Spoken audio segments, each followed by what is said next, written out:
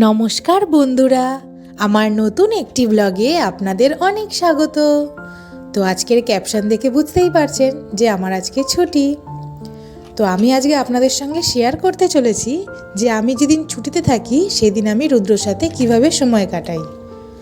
সারাটা দিন যে কিভাবে কেটে যায় সেটা তো আমি নিজেও বুঝতে পারি না। তো আজকে আমি ভাবলাম একটু বেশিক্ষণ ঘুমাবো, কিন্তু কিছু করার নেই। আমার সোনা উঠে পড়েছে ভোর 4:30। তো তার 15-20 মিনিট পরে সে একটু বেরোতে চাইছে। ও তো আর বোঝে না কখন বেরোতে হয় আর কখন বেরোতে হয় না ঘর থেকে। তো বাইরে বেশ ঠান্ডা কুয়াশা পড়েছে। তো সেই জন্য আমি ওকে বললাম যে তুমি বিছানার মধ্যেই খেলো।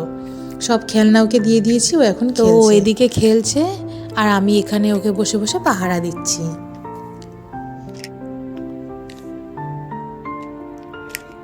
একটু একটু চোখে ঘুম আছে আমারও। যাই হোক, এই সময়গুলো তো আর থাকবে না, ও দেখতে দেখতে বড় হয়ে যাবে।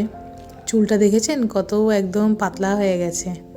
আগে আমার চুলে না অনেক গোছ ছিল, এখন আর সেটা নেই। যাই হোক, কিছু করার নেই, সবই একদিন ঠিক হয়ে যাবে। মাথার চুলও উঠে যাবে, সব যা পড়ে গেছে। ওকে ভালো রাখাই এখন আমার মেন প্রায়োরিটি। ওদিকে ওর বাবা ঘুমাচ্ছে আর ও এদিকে খেলায় মত্ত। দেখেছেন কেমন সুন্দর করে মাছটা খাচ্ছে।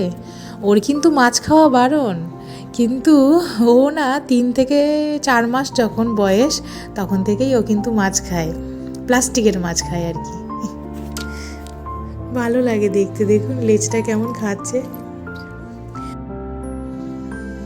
তো আমি ঠিক করলাম ওর ঠাম্মি ঘুম থেকে উঠে পড়লে ওর ঠাম্মির কাছে ওকে রেখে দিয়ে আমি একটু সবজিগুলো কেটে নেব। তো অন্য দিন তো হয় না, আজকে ছুটির দিন ভাবলাম একটু অন্য খাবার বানাই। তো ভাবলাম একটু চাউ বানাবো। যেমন ভাবা তেমন কাজ। তো আমি সবজিগুলো কাটতে বসে গেছি। সবজিগুলো কাটতে তো একটু সময় লাগবে, তো আমি এই সবজিগুলো আগে তাড়াতাড়ি রেডি করে নিই। তো ঠাম্মি যেহেতু উঠে পড়েছে সেই জন্য বাবুকে ঠাম্মির কাছে রেখে ভাবলাম আমি সব রেডি করে নিই, না হলে এরপরে তো পারবো না। সেই জন্য তারপরে ওকেও একটু খাইয়ে দেব, কারণ ও সেই ভোরবেলা থেকে আর কিছু খায়নি জানেন তো। সেই জন্য আমি ভাবলাম আগে এটা রেডি করে নিই ফটাফট, তারপরে ওকে ধরে একটু খাইয়ে দেব। তো আমার কাটাকাটি অলমোস্ট কমপ্লিট হয়ে গেছে, এবার আমি ওকে একটু খাইয়ে দেব। খাওয়াতে তো বেশ কিছুক্ষণ সময় লাগবে, তারপরে আমি চাউটা বসিয়ে দেব কড়াইতে, না হলে দেরি হয়ে যাবে।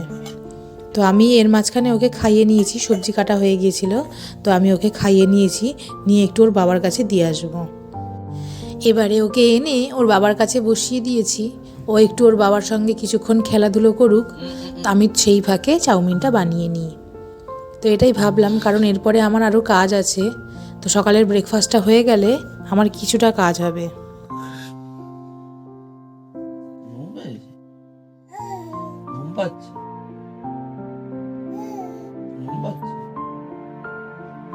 তো বাবুর মনে হচ্ছে অল্প অল্প ঘুম পাচ্ছে, কিন্তু ও এখনও খেলতে ব্যস্ত।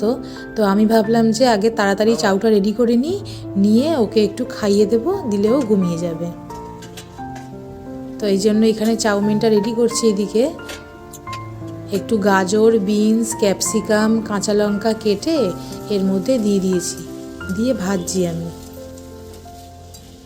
রোজ সকালের টিফিন যেহেতু রুটি তরকারি হয়, তো একটা দিন ছুটির দিন এই সব খেতে আর ভালো লাগে না। তো ভাবলাম একটু অন্য কিছু বানাই। তো চাউমিনটা সবাই ভালোবাসে, সেই জন্য একটু চাউমিন বানিয়েছিলাম। তো আমার ছুটির দিনগুলো মোটামুটি এইভাবেই কাটে, মানে সকালের ব্রেকফাস্টটা একটু অন্য কিছু খাই, ভালো লাগে। তো রোজ রোজ একঘেয়ে খাবার তো কারোরই ভালো লাগে না, তাই না? তো আমি এদিকে চাউমিনটা অলমোস্ট হয়ে এসছে। চাউমিনটা হয়ে গেলে বাবুকে একটু খাইয়ে ঘুম পাড়িয়ে দেব।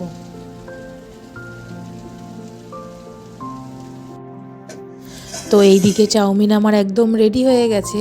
এবার বাবাকে দিয়ে দোকানে পাঠিয়ে দেব, আর দিয়ে এরপরে বাবুকে একটু খাইয়ে দেব, খাইয়ে ঘুম পাড়িয়ে দেব। তো এবার বাবুকে খাওয়াতে নিয়ে এসেছি। বাবু অলরেডি ঘুমিয়েও পড়েছে, অনেকক্ষণ ধরেই হাই তুলছিল ঘুমাবার জন্য। তো ও কিন্তু অলরেডি ঘুমিয়ে পড়েছে। তো এবার আমি ওকে ঘুম পাড়িয়ে দিয়েছি। ঘুম পাড়িয়ে দিয়ে এবার আমার আরও অনেক কাজ আছে, সেগুলো আমাকে সারতে হবে। বোঝেনি তো, একটা দিন ছুটি থাকলে একটা দিন ছুটিতে ছুটি কম ছোটা বেশি হয়। তো আমি অলরেডি এখানে চলে এসেছি জামা কাপড় নিয়ে, কারণ সারা সপ্তাহের জামা কাপড় আমাকে কাচতে হবে। আমার জামা কাপড়গুলো তো অন্তত আমাকেই কাচতে হবে। তো সেই জন্য আমি বসে পড়েছি তাড়াতাড়ি জামা কাপড়গুলো কাচতে, কারণ ও এই যে ঘুমিয়ে আছে এর ফাঁকেই আমাকে তাড়াতাড়ি জামা কাপড় কেচে মেলে ধুয়ে নিজেকেও স্নান করে নিতে হবে। তারপরে ও ঘুম থেকে উঠলে আবার ওকে একটু খাইয়ে দেব, কারণ এরপরে আমার আরও অনেক কাজ আছে। সেটা হচ্ছে গাড়ি দেবো সার্ভিসিংয়ে, তারপর একটু বাজারে যাব, আজকে ছুটির দিন, একটু মাংস টাংস না হলেই নয়। তো সেই জন্য মাংস আনতে যাব, ওষুধ আনতে যাব, সারা সপ্তাহের ওষুধ।